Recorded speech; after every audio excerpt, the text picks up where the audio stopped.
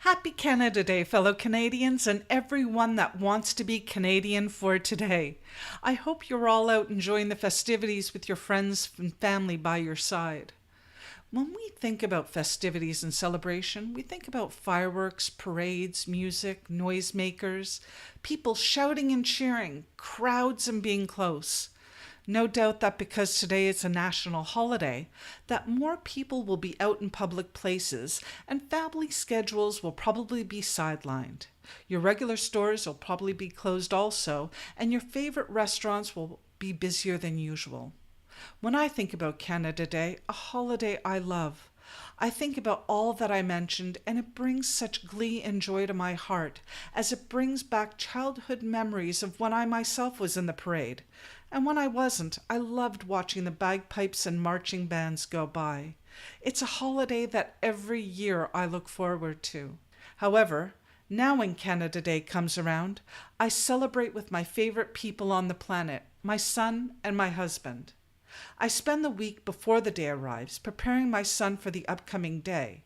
I remember to pack his ear-canceling headset and his favorite food. I also accept the fact that I may have to leave when the noise and crowds become too much. I may not have loads of people over at the house and the day may end earlier. But it gives me immeasurable happiness when I know that because of the preparedness and mindfulness that I have to cater to his needs, that he now too looks back on past years of Canada Day with the same fondness that I do. It's a holiday we both share and love. So remember that you can celebrate this day with your loved ones. It just may be different, and in my case better, because I share it with him. Can't imagine sharing it any other way now. So happy Canada Day, everyone, and enjoy the next podcast today featuring raps. I'm an autism awareness angel, making sure my wings protect the different, the stranger than. I'm an autism awareness angel. It's good, cause I'm cool with the unique behavior. I'm an autism awareness angel. Will you accept me? Cause I accept you. I'm an autism awareness angel, cause a view from the spectrum is a better point of view. Hi, I'm Tally and welcome back to Autism 30. Today, do I have a treat for you? Today we are speaking to two wonderful women from a group called RAPS, the Richmond Autism Parents Support. The first is Pam, who is the founder of RAPS and a parent of two wonderful sons who think differently. And Tara, who is the current RAPS representative, who has one child who is on the spectrum, who's a wonderful little boy as well. Welcome, ladies. Thank you, Tal. Now, Pam, what is RAPS and why was it started? Can you give us a bit of the history? Absolutely. Thank you. In 2001, the Autism Society of BC, I was working for them as a child advocate, and they asked me to see if I would set up a support group here in Richmond because we didn't have one. So I started that with some of the just inviting people and family and anybody in Richmond who had an interest in autism. Yes. And within a couple of years, we branched away from the Autism Society BC and became our own support group. And that's where we started the name Richmond Autism Parents Support. And that's when it actually started as a separate entity. What we wanted to do was just invite everybody who had an interest in autism to come and learn about what we had going on here. And at the time, did you have any type of support group for yourself to visit or? No, there wasn't. We didn't have anything in Richmond. There was a special needs parent support group, but it wasn't specific to autism. And at the time, that's what the Autism Society of BC wanted. They wanted something specific to autism. So we started that, and it's been going ever since. I'm so proud of it because so many support groups come and go.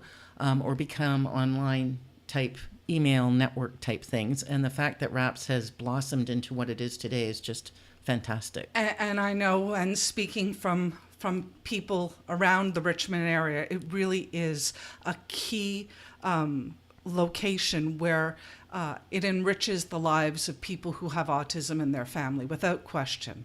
Yeah, and I think for me, one of the driving forces was that when my son was diagnosed in 1998, the information that was given to me was very limited. Yes. And it seemed to me that it would just depend who I ran into next, who I talked to, a parent or a doctor or this or that. And what I wanted to do was give all that information to families at the very beginning. That was my driving force, was to make sure families had enough information to make educated choices. And I can completely relate, because that's one of the reasons why I started this podcast. And Yeah, that's brilliant. exactly the reason. And you know, you were a parent, so you clearly understood the needs of the families involved when you started it from firsthand knowledge. And I think that's one of the things, and I think we'll be talking about that throughout this half hour or so. And how long, you said it was in existence?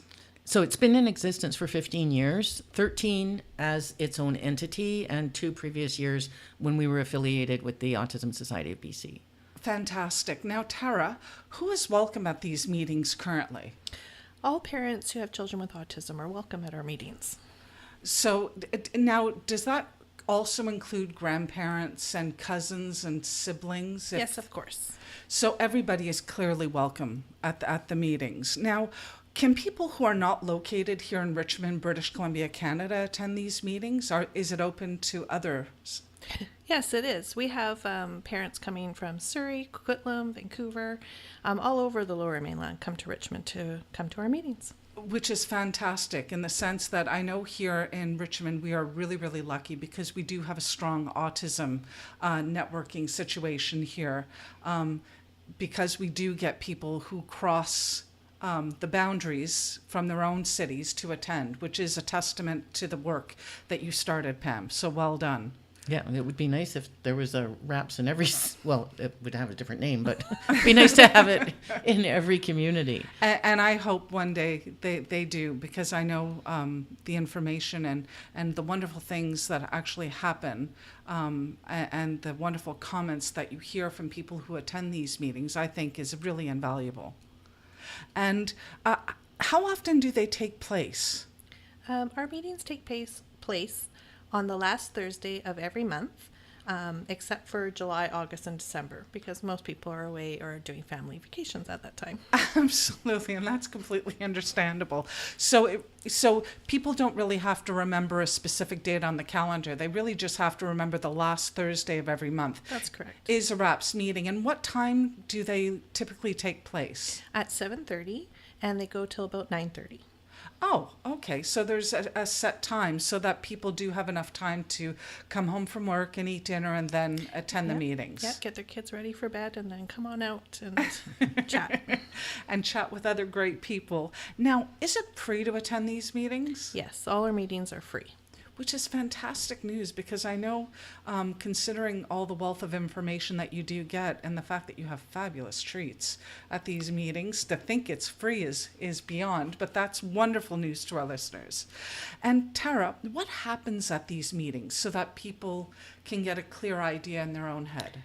Each meeting is different. Sometimes we have guest speakers. Sometimes we have newly diagnosed parents coming in for their first time, and our group of amazing parents get together and support and guide them for their journey. We also discuss challenges and successes that we've had since the last meeting. We also share resources, pediatrician information, where to get haircuts, really anything and everything. And I know that from when I actually attended my RAPS meeting, I can honestly say I learned so much from the meetings, in the sense that I've often said on this podcast that it's amazing what you can learn from other parents who have gone through the journey. And when you go to the RAPS meetings, you are in a room full of other parents who have been on that journey probably longer than you have, if you're not newly diagnosed. And the wealth of information that you receive from the other parents at that meetings, I'm really grateful to the group itself for what you've offered. And what kinds of special talks take place? You said people come in and talk. So what kind of companies and guest speakers do you have coming and speaking with the group? We've invited people to come and talk to us about RDSPs, different types of therapies, activities that you can do in the Lower Mainland, such as CAN or Special Olympics, or martial arts, swimming lessons. We've had the people from Snugvest come and do a demonstration for us. We've had Pam herself come and do a talk about Autism 101 for us.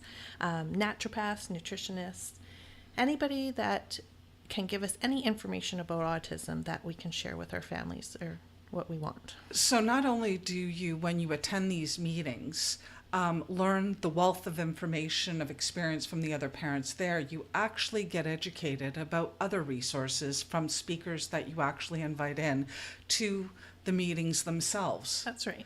So even if you have been on the journey for quite a few years, when you do go to these meetings, you can learn an awful lot. Oh, for sure. And is it a safe environment? Because when you hear of a support group, people want to know if it's a safe environment. Yes, it's a really safe place. We kind of go on the slogan of what happens in Vegas stays in Vegas. We want everyone to feel really comfortable. If they want to share, they can share. If they want to listen, they can just listen.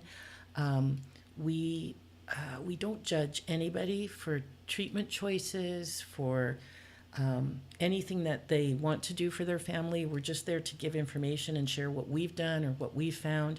I mean, I've always said, much like you, that parents are the experts on these journeys, and we have those little tidbits of information of, we've all stayed up all night, we've all had to lock our doors, we've all had to, not sleep for 6 months at a time. Yes. And I find that gives families a little bit more credibility insofar as listening. I'm not a 25-year-old graduate who doesn't have a child telling you what to do. Yes. And I find that really helps with families. But it's a very safe place. Absolutely. And so people that are going for the first time that might be reluctant to speak up or shy to speak up, are they forced to? Do they No. have to share? Absolutely not. Only if they choose. And typically, it is such a warm environment. People do open up, and quite often there's a lot of tears and there's a whole bunch of support, and you're free to let it go anytime. And it happens often. You just never know. So that's wonderful for our listeners as well. If you're sitting at home feeling shy and you are going to your first support group meeting, you don't actually have to speak up. And I know many people that don't, and the information that you get is fantastic. And if you do feel that you do want to share, you're in a safe environment, and you know that you're going to get the caring support from other parents who clearly understand the journey that you're on. Absolutely. And what are the benefits? I mean, I'm stating quite a few of them, but what are the benefits? Tara, why don't we start off with you? The number one benefit for me is meeting other parents who truly understand what I'm going through, and being able to make friends, and our kids, having them being able to make friends with the people that we meet, their kids, and because we know it's difficult for our children to make the connections that typical children can make so easily. So it's nice to have this close-knit community for them to be able to make a friend. Which is fantastic. And Pam, what do you think? Well, often families feel very isolated after getting the diagnosis. They feel very alone. Often they're grieving the diagnosis, the loss of the child they thought they were going to have. And sometimes that's really difficult, and they might even become isolated within their own immediate families. Yes. With that. So coming to the support group, you get to meet other families who have those exact same feelings. I still remember in the early days, we'd find one family and I'd say, why don't you come for lunch on Sunday? And, my husband would say, why are we doing this? And I said, just so people can see that it's not what they think it is. It's not the end of the world. It's okay. It's Absolutely. awesome. And I think just bringing people together with those same thoughts and feelings, they can start to see it's okay. Actually, it's going to be all right. So I think that's a huge help. They start to feel connected again. They start to feel motivated to doing some things, understanding they can go out in community, they can be with people. And then learning, as you've already said, from other parents who have walked the walk and done the thing. Is, well, what did you do when your child screamed for 18 hours? Or what did you do when your child giggles for 4.5 hours? Or what do you do when your child flicks the light switches off and on? So just finding new ideas and strategies to do different things. And as Tara said, I think the most invaluable piece is that the families make friends with other parents and that the children make friends. So it becomes a social network. There's play dates, there's social evenings. It's just it really opens the door for families to be connected in community. With people that actually get it. Yeah. Which is fantastic. Yeah.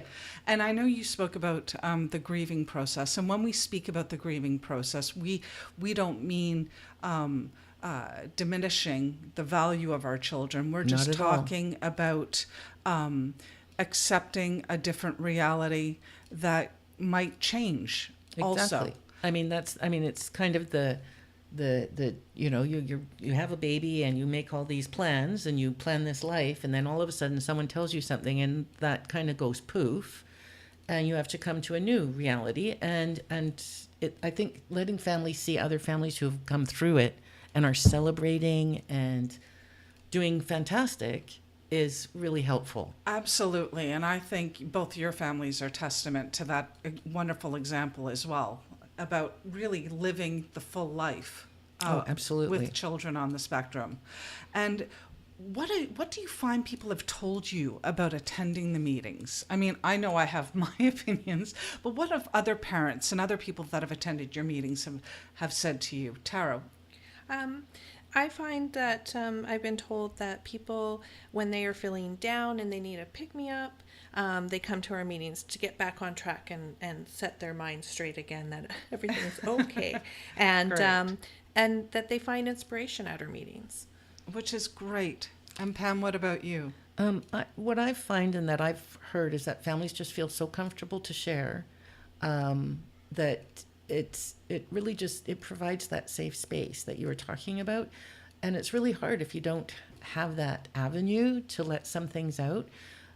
But most of the time, I think it's just that they're happy to share without judgment, that they can say anything and nobody's going to say anything about what they're saying versus besides just giving support. And I can testify to that to be absolutely true, which is a wonderful space that both of you have created for the community here. And where is it located, Tara? RAPS is located in Richmond in the Steveston area. And the exact details can be found on the autism30.com webpage for those of you that are interested.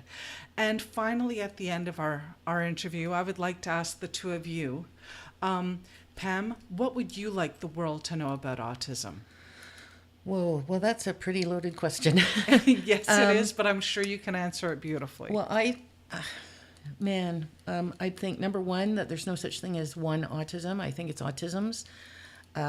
It's just a different way of experiencing the world. It's not better or worse. It's just different. The senses play a really important role for many of our kiddos. And they take information, as all of us do, through a variety of our senses. And there's 8 now senses that are affected. And the information comes in, and most of us can process it super fast. But for many of our kiddos, it gets kind of mixed up on the way, and it can really affect their quality of life.